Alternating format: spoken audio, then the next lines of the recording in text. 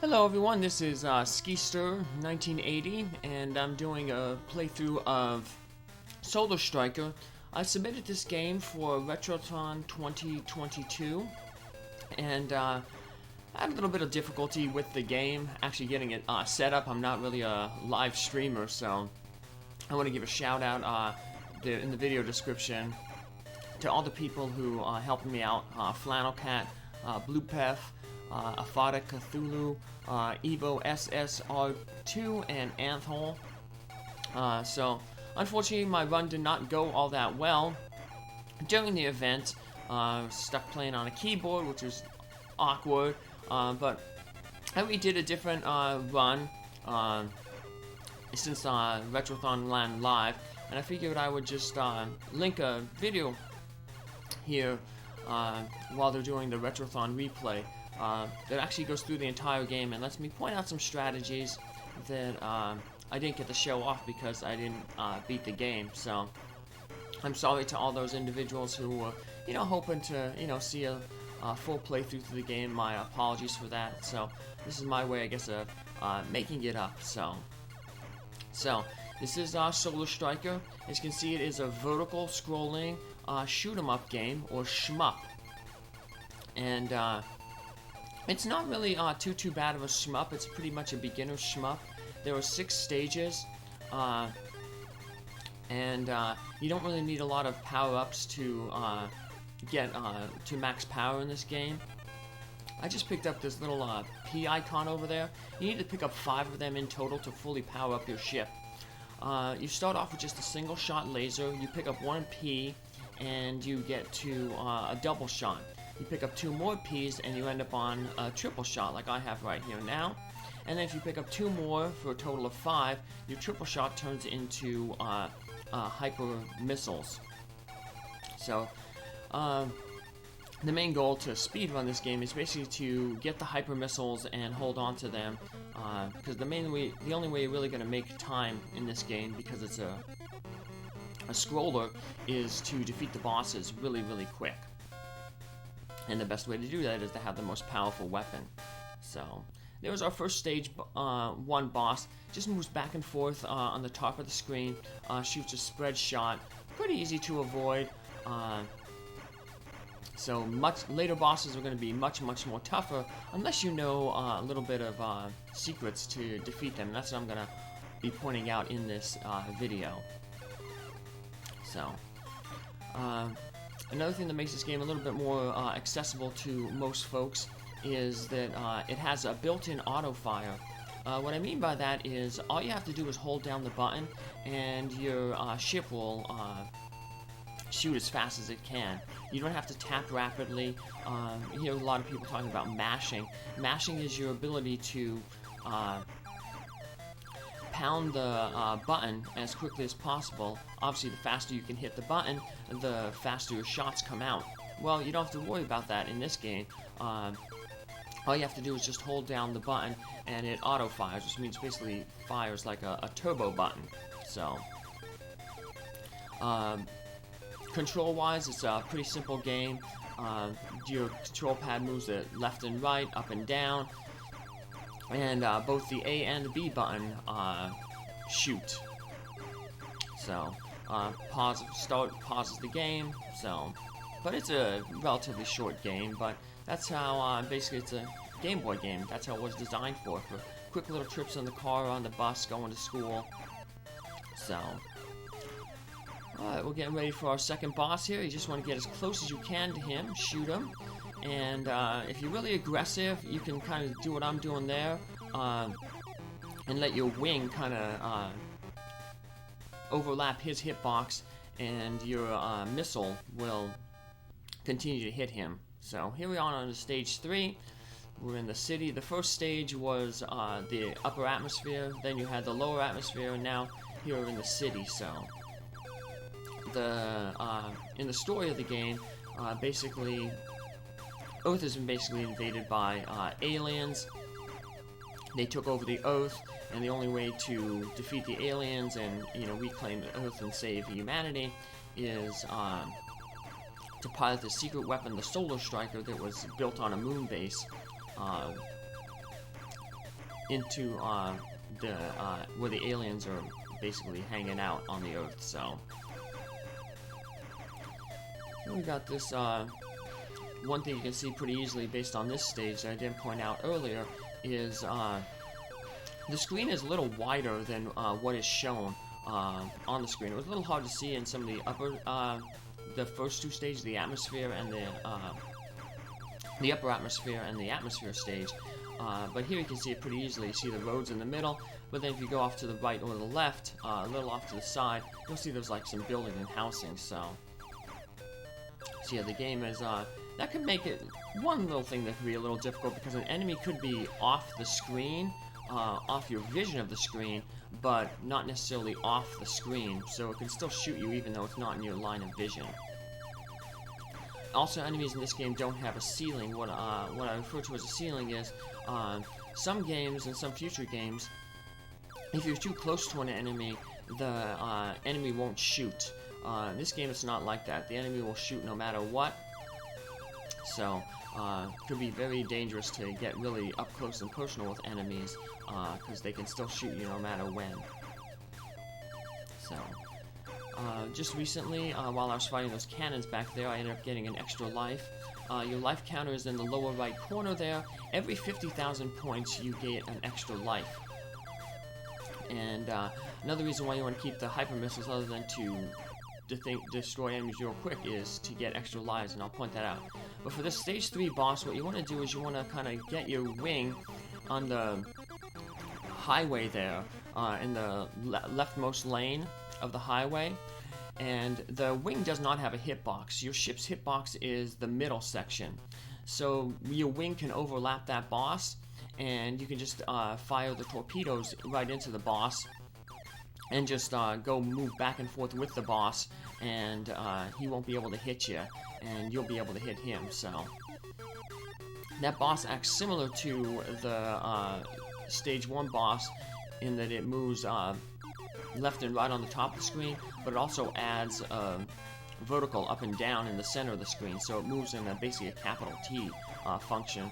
Shoots a spread shot as well, but it's a 5 bullet spread shot, where the first boss only shot triple bullet spread shot. So here on stage 4, the canyon, and stage 4, 5, and 6 introduce mini bosses into the game. So they also introduce the hardest bosses if you don't know what you're doing, but luckily stage 5 and stage 6 boss have a safe spot that you can attack them without worry about being hurt. So that's one of the reasons I wanted to redo this game, to show you what those safe spots are. So stage 4 boss here might be the toughest because there's a lot of bullets to dodge. I tried to show off how to dodge that in the failed Retrothon run, but do a much better job here. So here's our first mini boss. It doesn't fire at you, it mainly just clogs up the screen. During the Retrothon, I just tried to melt points off it by destroying the little circles that center around the weak point, but it ended up costing me a life, and then that really cost me against the boss here. Every time you take your ship gets shot down, you lose 1 power. So if you had the missiles, you'd go down to 3 shot, down to 2 shot, down to 1 shot. That's the only penalty for being shot down. But here's the 4th boss. We want to kind of get right in the middle here and shoot, and then we're just going to dodge back and forth. It's called the satellite boss. We're just going to go up and down. If you try to dodge left and right, it gets a little too hard and you're not necessarily shooting the boss. So we want to try to stay right there in the center and just use micro dodging to dodge up and down the bullet spray. Micro dodging is a term that I learned from Aquas. Aquas ran a shmup earlier in the marathon, Retrothon 2022. He's very good at shmups. Very talented player. I recommend you follow him on twitch.tv here, if you're interested in the shoot 'em up genre. He also runs on YouTube here a channel called Shooting Game Weekly, it doesn't post weekly, it's more like monthly. And actually, this channel is kind of slowed down, but there are about 200 episodes on there, so there's a lot of variety of shoot 'em up games if you're interested, and they talk about tricks and tips to get better at them. So really good resources if you're into that type of game. So I can do a link in the video description. So this new enemy here, this is another reason why you want to have the hyper missiles. You can defeat them with the triple shot, but it's much harder, and you won't be able to destroy as many of them. They're called blazers. They're basically like meteorites that come down. And the reason why you want to have missiles for them is by destroying them, you get 5,000 points. So basically destroying 10 of them, and you get an extra life. That's why if you notice, my life counter has gone up a lot, basically starting on this stage. And I guess if you're running for a score in this game, those are the guys you want to destroy because they're worth 5,000. Most other enemies are worth between 200 and 300. So the blazers there are your main chance to score and rack up lots of points. So you want to be blazers start appearing on stages 5 and 6. So from these final 2 stages, what we want to do is we want to hug back at the back of the screen, because you never know when those blazers are going to come out, especially on your first playthrough, and they come down really, really fast. So we just want to have as much distance between us and them when they appear on the screen. So here's a stage 5 boss that has a lot of armaments. It's a big cannon, but there's a safe spot. If we hang out right here on the nose of the cannon, none of the bullets or the lasers that it shoots can hit us, and we can just shoot away at it really easily. And we head off onto our final stage, and I'm gonna adjust my Super Gameboy here to. This is my favorite background. It's nice and calm, a little thing, but I wanted to make it look like kind of a movie, so that's why I had the last one. So this is our final stage where the alien core is, and it says it's an alien computer in the manual, but it's not an alien computer. It's basically a big fly monster. So.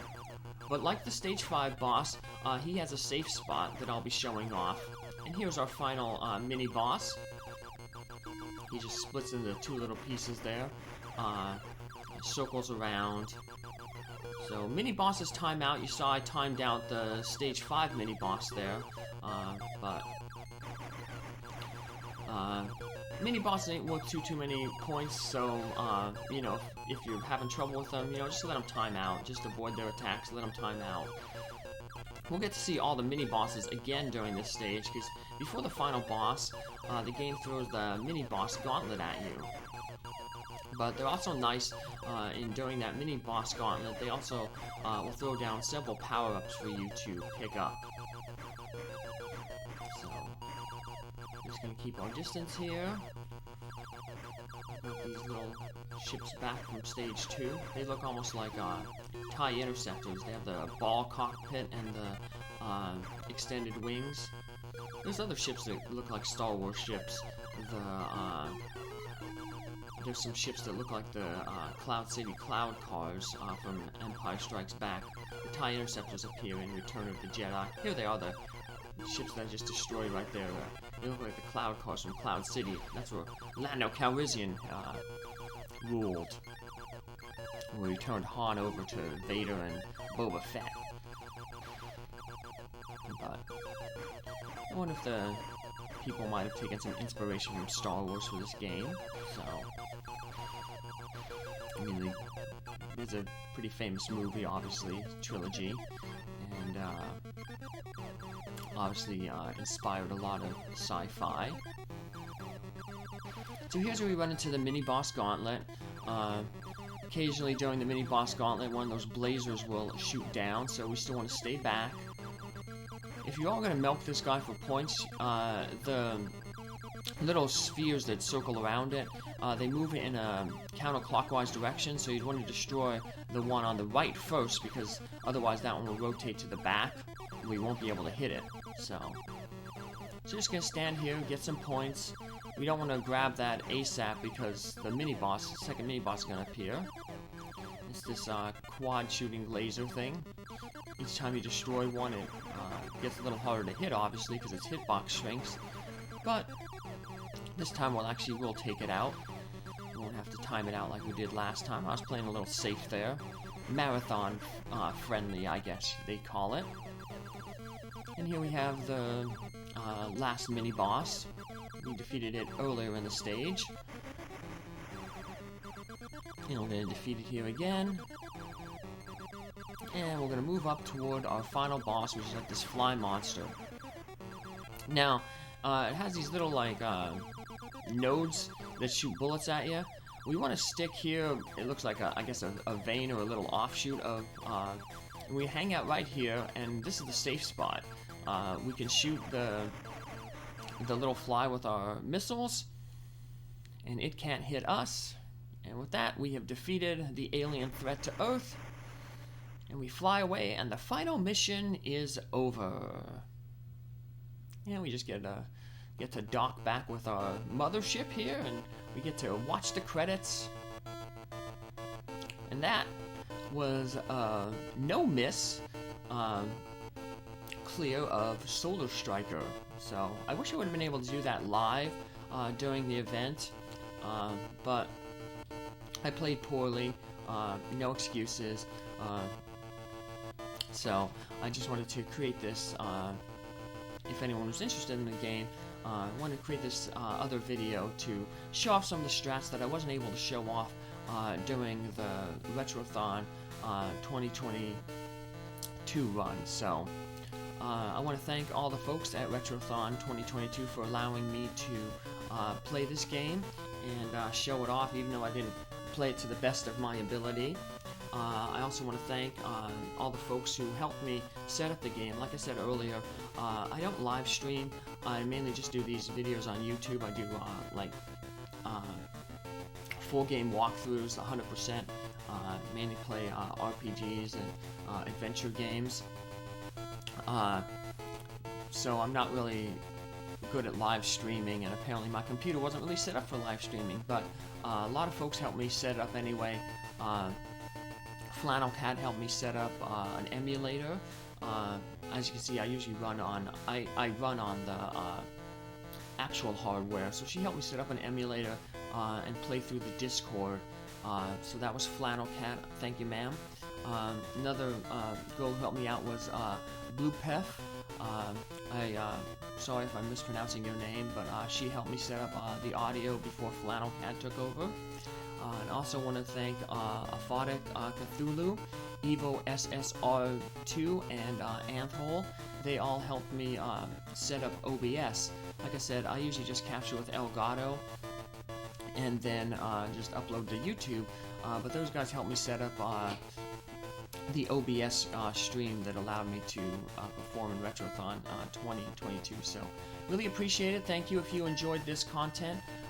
Subscribe to my YouTube. That's where I put all my videos. Thanks Retrothon 2022 for allowing me to play this game. Bring some eyes onto my channel, and if you liked it, keep your eyes on this channel. Like I said, subscribe to my YouTube channel. I'll be doing another marathon or playing in the Final Fantasy IV Job Fiesta. I do that every year, and I try to raise some money for some rescues. I'm big into animals, so take care. Have a good day. Bye.